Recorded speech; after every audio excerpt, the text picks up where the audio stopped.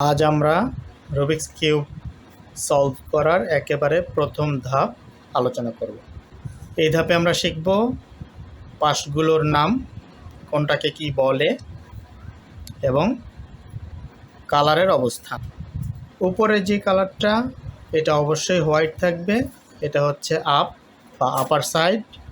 আপার সাইডটা হচ্ছে হোয়াইট, আর এটাকে ইউ দ্বারা প্রকাশ করা হয়, আমরা বলি ইউ। আর নিচে যেটা সেটা হচ্ছে ডাউন সাইড, সেটার কালার হচ্ছে ইয়েলো।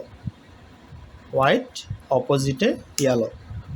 হোয়াইট হচ্ছে আপার সাইড, এটাকে ইউ বলি। ডাউনে হচ্ছে ইয়েলো, এটাকে আমরা ডি বলি। এটা হচ্ছে ফ্রন্ট, ফ্রন্টে গ্রিন থাকবে, এটাকে আমরা এফ দিয়ে প্রকাশ করব। আর ব্যাকে থাকবে ঠিক গ্রিনের অপোজিট ব্যাক, এটাকে বি দিয়ে প্রকাশ করি আমরা, এটা ব্লু। গ্রিনের অপোজিট ব্লু, ফ্রন্টের অপোজিট ব্যাক।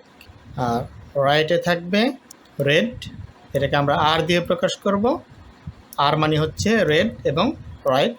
ঠিক রাইটের অপোজিটে হচ্ছে লেফট, এল দিয়ে প্রকাশ করব, এটা লেফট। এটা অরেঞ্জ কালার থাকবে।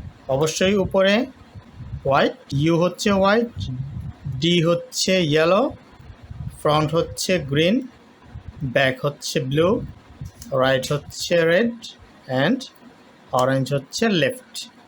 এই আমরা যখন রুবিক্স কিউব ধরবো ঠিক এইভাবেই ধরব। এবং যে কোনো কম্পিটিশনে white money U, yellow money D, green money front F, blue money back, red money right আর অরেঞ্জ মানি লেফট।